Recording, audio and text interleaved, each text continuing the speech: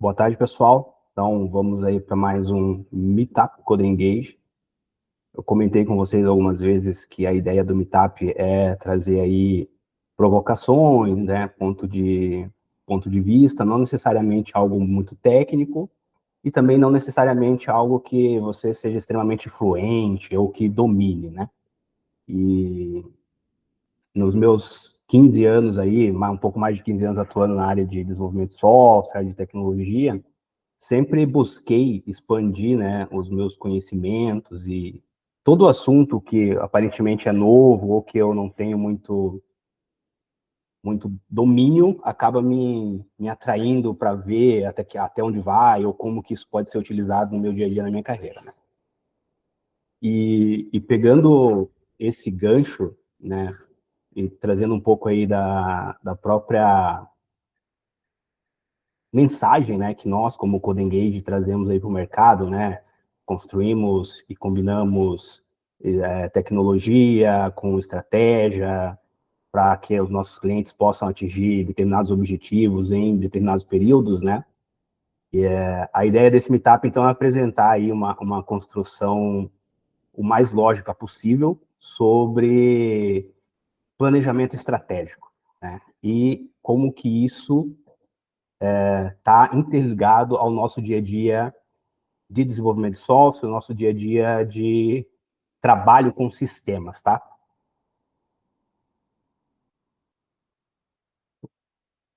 A, a ideia é passar por todo o conteúdo aqui para ficar dentro do período que a gente tem, e aí é claro que depois a gente pode debater, né, trocar algumas ideias. Durante o processo, vocês podem, né, levantar a mão e fazer perguntas aí, para não ficar um monólogo, né? Mas, assim, fiquem à vontade para tomar nota, depois para questionar aí, beleza?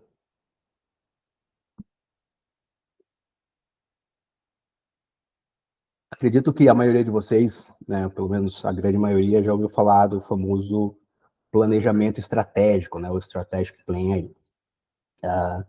Recentemente, nos últimos anos, na verdade, eu tenho consumido conteúdos de algumas universidades de referência e tal, e veio aqui uma provocação, né, no último curso que eu fiz, onde estratégia e planejamento são distintos, são duas coisas diferentes, né? E essa provocação, até conversei um dia ali com a Luísa, né, fazendo uma separação do que era um, o que era outro ali rapidamente, e trazendo esse ponto de vista, né, a partir desse conteúdo que eu andei estudando, eu tive mais certeza de que, de fato, né, são duas coisas separadas, a estratégia do plano, mas se você dá uma varrida na internet, você vai encontrar essas duas palavras muito juntas. Então, vai estar sempre assim, né? Planejamento estratégico, planejamento estratégico, planejamento estratégico. Quando, na verdade, uma coisa é o plano e a outra coisa é a estratégia. A estratégia, ela possui diversos sinônimos, né? Diversas formas de se falar estratégia. Então, pode ser um esquema, pode ser uma abordagem, pode ser uma tática, né? Uma política e um sistema. Então, tudo isso está associado ao sinônimo da palavra estratégia. Ah, toda estratégia, ela precisa ser coerente e precisa ser factível, ela precisa ser atingível, né? Então, aí eu trouxe alguns sinônimos também de coerência, né? Coerências, consistência, lógica, racionalidade, ser compreensivo, né?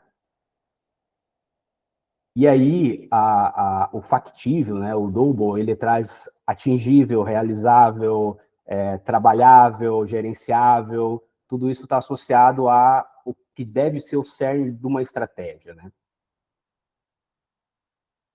E o plano? O que é o plano? Então, essa provocação de ter o checklist ali, né, o checkbox ali de tarefa, o risquinho das to-do, é justamente para trazer essa diferença entre estratégia e plano. Normalmente a gente traz os dois juntos porque é mais fácil de traduzir, é mais fácil até talvez até ensinar, né, quando a gente fala de planejamento estratégico, mas separando os dois, trazendo só para o plano, o que é o plano, né, ele é reconfortante, porque é algo que você consegue tangibilizar muito fácil, né, tem a ver com recurso, ou seja, com horas, com investimento financeiro, né, então é algo que você, de fato, faz checklist. Ah, vamos contratar algumas pessoas, isso é um plano, né, se ele faz parte de uma estratégia, aí é outra história, né? Então, normalmente o plano está dentro disso, né? Vai lançar um produto, isso é um plano também. Aí você vai lá colocar recurso, horas, enfim, pessoas de novo, financeiro, né, para atingir um determinado objetivo. Pensando nisso, tudo que é plano está dentro do contexto monetário, você consegue mensurar isso financeiramente, né? Então, o plano está muito associado ao lado do custo, né? E aí eu trouxe de novo ali alguns sinônimos, né, para plano, né? Então, preparação, design, provisionamento. E quando a gente fala provisionamento, a gente está falando de alocação de recursos de novo, volta para a coisa do financeiro, né? A projeção, budget, tudo isso está associado a plano, né? E aí volto para a estratégia, porque estratégica é teórica, né? Então, assim, quando as pessoas conversam comigo ou conversam com outras pessoas sobre estratégia, estratégia é algo que você acredita que vai acontecer.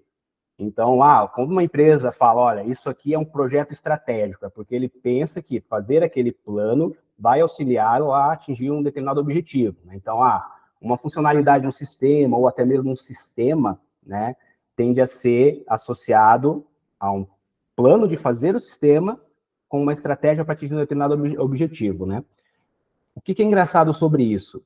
É que, na estratégia, por ser uma teoria, ninguém consegue comprovar ela antecipadamente. Nenhum gestor, nenhum líder, ninguém, né?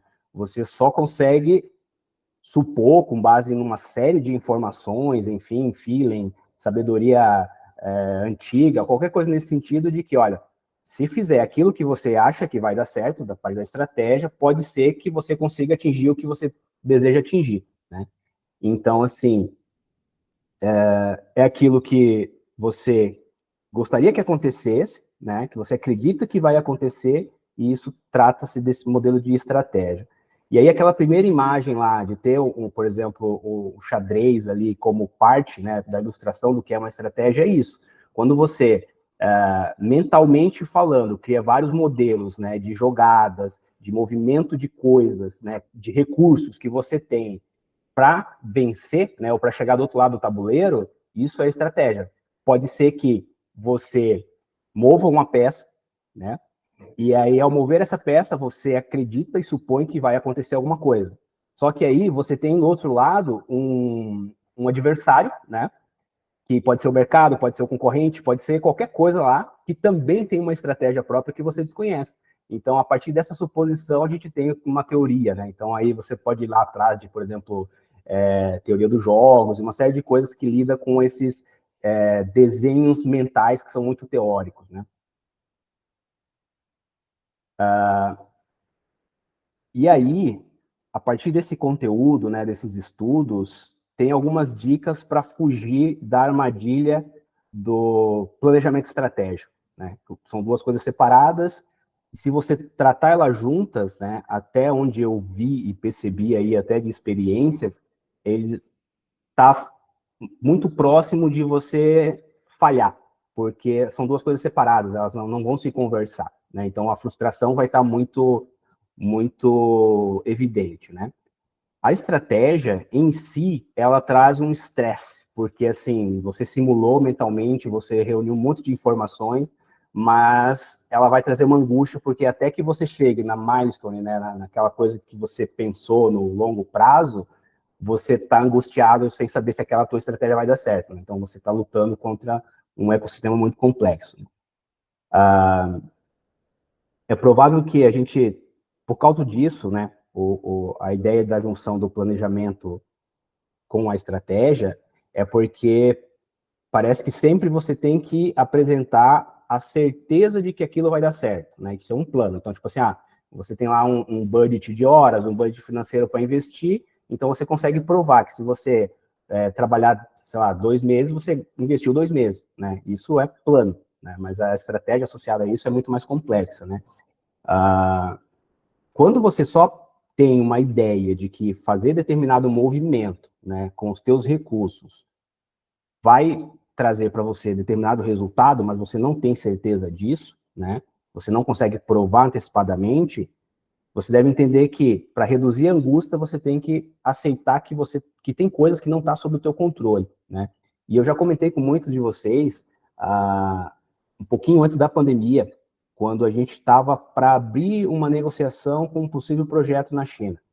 E aí a reunião foi cancelada, né? E aí na semana seguinte foi anunciada a pandemia. E nas outras semanas, lockdown e tudo aquilo que não estava ao nosso controle, né? Então a gente tinha ali uma estratégia de expansão, por exemplo, para a Ásia, pensando a nível de recurso, de companhia, e um evento totalmente fora do controle do mundo veio e, né, derrubou o nosso movimento, derrubou a nossa estratégia.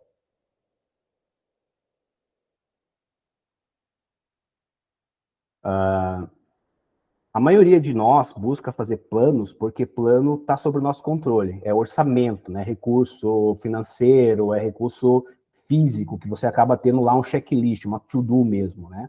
Já na estratégia, é teoria. Tudo que está na tua cabeça, simulado, com base em tudo que você absorveu, que você conheceu aí, pode trazer o resultado que você espera, né? Então, por exemplo, né?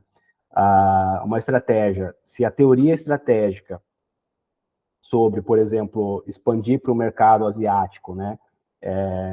Reagir positivamente vai nos colocar numa posição de, né, atender, por exemplo, comercialmente os principais continentes, né? Vamos chamar assim. Então, mas é claro, isso pode não acontecer devido a eventos externos. Trazendo a reflexão, né, do plano e da estratégia, é só um conteúdo introdutório para o que de fato eu quero apresentar para vocês. Quem aí lembra dessa imagem? Acho que provavelmente se a Clarice tiver Felipe, Arriaga, Oliveira também vai lembrar, né? Essa imagem, essa frase é da primeira geração, vamos chamar assim, da Code Engage, né? E a gente tinha isso muito, muito forte na nossa mensagem, né? A gente faz sistemas, não faz biscoito. E, claro, todo mundo da área de desenvolvimento de software, né, principalmente desenvolvedores aí, tem essa coisa do, não vamos fazer pastel, né, ou vai fritar o pastel, daqui a pouco escolhe o recheio, aquela coisa de levantar requisito, da complexidade dos sistemas e tal. E a gente sempre trouxe essa expertise para a mesa, né, no sentido de avaliação sistêmica, né, de todo o contexto necessário para entregar uma solução que faz parte, né, do cenário de mercado dos nossos clientes, da estratégia, da visão deles. E o que traz um desafio maior para nós, né, como fornecedores, é que nós só enxergamos uma parte, né, do contexto geral que o nosso cliente enxerga, que ele enxerga, que ele deseja, enfim. Então, isso traz mais desafio para nós. E a gente pensa muito num sistema complexo, né? Normalmente, o mercado, né, no geral, e aqui eu trago não o mercado de software, né, mas qualquer mercado, em qualquer tipo de negócio, tem 3 tipos de projetos, né? E isso projetizando a vida, tá? Então, é uma teoria também bem interessante. Tudo é projeto, né? Se você for pensar que tudo é um projeto, que o projeto da academia, projeto verão é projeto, né? Que a faculdade é um projeto, tudo é um projeto, casamento, ter filhos, enfim, né? Existem 3 tipos: execução, inovação e mudança, né? Então, se vocês olharem friamente dentro dos times, por exemplo, de vocês, né, você vai entender onde que você está nessas 3 categorias de projeto. E são 3 categorias de projetos, né, que são academicamente já consolidadas, e aí você vai ter grandes universidades ao redor do mundo falando dessas 3 categorias, né? E aí dentro você vai ter, por exemplo, melhoria, você vai ter mudança mesmo, e aí muitas vezes é um projeto de mudança de cultura, é um projeto de mudança de mercado, ou um projeto de execução mesmo, já está tudo pronto, é colocar na mesa, na esteira e fazer, né? E aí, a gente volta para a pergunta, né? O que é um sistema?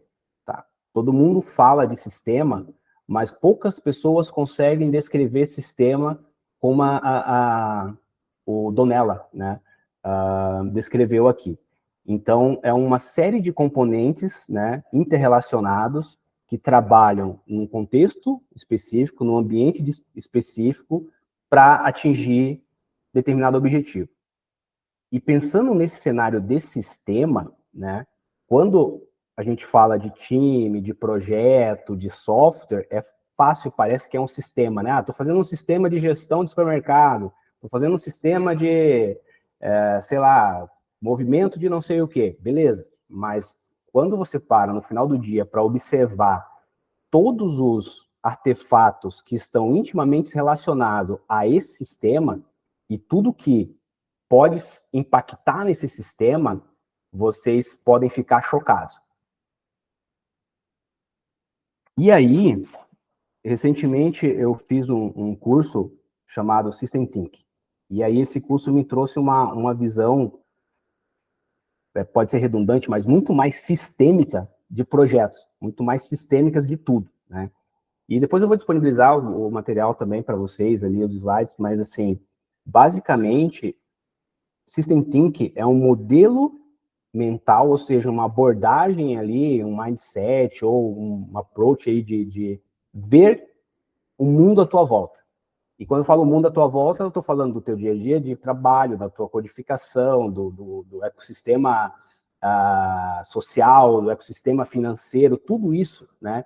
Se você vê isso como um sistema e pensar nisso como um sistema, vai ficar mais factível de entender, né, aonde que determinados movimentos podem impactar na tua vida, né? Então, volto a falar aqui, por exemplo, da parte do Covid, né? Volto a falar de algumas coisas, por exemplo, de percepção econômica, microeconomia, macroeconomia. Se você parar para pensar, você começa a falar, opa, tá, sistemicamente falando, esse movimento que o fulano fez lá na Bósnia vai impactar aqui no final do dia o meu trabalho, por exemplo, ou um projeto que às vezes está quase saindo, um projeto que já está em andamento, às vezes é cancelado, enfim, e muitas vezes a gente não entende por quê se a gente não tiver essa visão mais, de novo, sistêmica das coisas, né? E aí, normalmente, tem dois modelos de se pensar sistemicamente, né? Um linear, do ponto A ao ponto B, e o sistêmico, né? Que ele é englobado, ou seja, ele é correlacionado, ele tem impacto, um movimento meio de teoria do caos, né? Uma coisinha, muitas vezes, que foi feita lá na Bósnia, vai impactar no dia a dia de fornecimentos, né? De combustível, enfim, uma série de coisas que podem impactar no nosso dia a dia se nós não só olharmos assim, o movimento A, depois do A vai para o B, né? Ele tem muitas outras relações. E é claro que isso gera muita complexidade. E aí existe uma nomenclatura para isso, né, que é o CAS, que é basicamente a complexidade de sistemas adaptativos. Quando a gente fala de pensamento sistêmico, e aí sai dessa linha de matar task, de construir software, né, porque você constrói software para uma determinada finalidade, todos os sistemas, eles tendem a coexistir. Então, se uma resolução, por exemplo, financeira, realizada, sei lá, 5 anos atrás, a partir do manifesto do Open Finance, né, fez a gente chegar agora, por exemplo, no Open Bank, que já está consolidadíssimo no Brasil. Aí você abre ali o LinkedIn, lá tem um banco agora que roda dentro do WhatsApp, né? São sistemas que vão se adaptando de maneira complexa e vai impactando na vida de muita gente, de muitas empresas e impactando em mercados. E aí vai ter essa reorganização. Então, tem a teoria das redes, tem a teoria da adaptação e evolução, aí tem teoria de sistemas não lineares, aí você vai ter a própria self-organização ali de sistemas, né? E a teoria de sistemas que juntas geram essa visão complexa do ecossistema que a gente vive, né? Tudo interligado e codependente.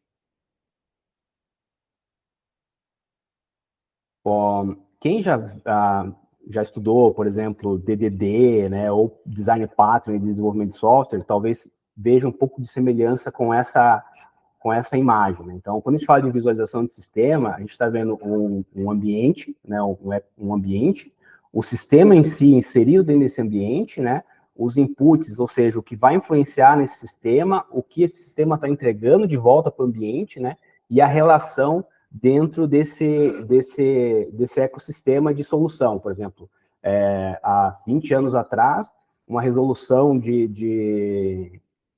uma resolução governamental, por exemplo, fez com que as empresas necessitassem emitir nota, emitir cupom, emitir não sei o quê. A partir daquela decisão, né, muitas empresas de construção de software começaram a desenvolver software, a trabalhar software. Hoje você tem aí impérios, né, que foram construídos a partir de uma decisão governamental, né, que reconstruiu um mercado, né. Então, assim, mudou toda praticamente reindustrializou, né, toda uma cadeia produtiva no mundo inteiro. Né? Eu falo muito do Brasil, mas no mundo inteiro. E agora, você começa a ter, por exemplo, impactos de ecossistema e de sistemas de input-output, relações ali, que vai estar impactando no agronegócio, tem revisão desses ecossistemas, por exemplo, com IA generativa dentro desses próprios contextos e sistemas que foram construídos há 20 anos atrás. Então, é uma coisa bem complexa de se avaliar. E aí, tem uma frase que ela talvez não faça sentido para muita gente, mas é uma frase muito antiga, que diz assim, né, que o todo é maior do que a soma das partes. Né? E isso é uma provocação muito interessante quando a gente fala de sistemas, né? O todo é maior do que a soma das partes. Aí você pode pensar, tá, se eu pegar tudo e separar e somar 1 mais 1 mais 1 mais 1 mais 1, vai dar mais do que 100? Né? Essa é a provocação dessa frase. O todo é maior do que a soma das partes.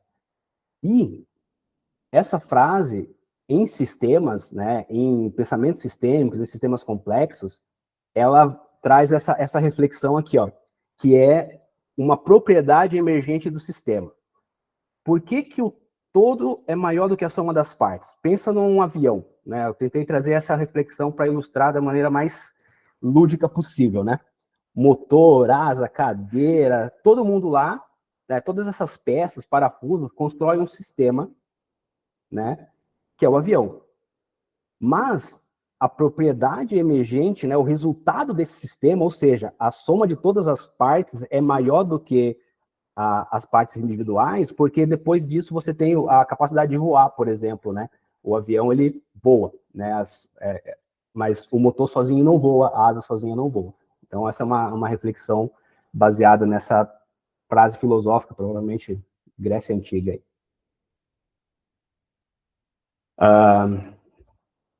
Trazendo para o nosso cenário de sistema, né, e de complexidade, nós temos aqui uma visão de feedback, né, de sistema, de loop mesmo. Então, você toma uma decisão, pode ser de um plano e ela pode ser estratégica também, e aí você faz uma ação, essa ação tem uma reação, e aí com base nisso você toma uma decisão de novo. Isso é um loop de feedback, uma coisa bem simples. E aí, você tem basicamente um tipo de feedback de balanço, e você tem um tipo de feedback de reforço, né? O feedback de balanço, basicamente, é, olha, sei lá, termostrato, como está falando ali. Termostato, a temperatura aumenta, mas o controle é para manter em X nível, vai lá e reduz a temperatura, né? Vai balançando, faz um balanceamento conforme o feedback. Um feedback de reforço é um feedback onde, quanto mais coisas acontecem ali, maior vai ficando, por exemplo, o resultado final, né? Como se tivesse um freio, vamos chamar assim, né? E aí, já tenho muitos estudos nessa linha, associado principalmente ao crescimento populacional, né? E aí, vocês deram uma pesquisada, depois vocês vão ver que demorou muito para chegar nos 7 bilhões, mas a gente já está muito mais perto de chegar nos 8 bilhões do que estava da última vez que eles calcularam para chegar aos 7, por exemplo. E aí, por que eu falei que essa visão recente de sistemas me trouxe uma visão diferente de mundo, né? Tudo gira em torno de sistemas, e todos os sistemas são complexos, por mais simples que sejam. E aí você vai ter lá cadeias ecológicas, cadeia de produção, colônia de abelhas, enfim, redes interpessoais, networks são complexos, redes neurais, aí traz aqui, por exemplo, para IA, né? Sistemas imunológicos, tudo envolve complexidade e tudo pode ser descrito como um sistema. E quando é descrito, pode ser documentado como um sistema.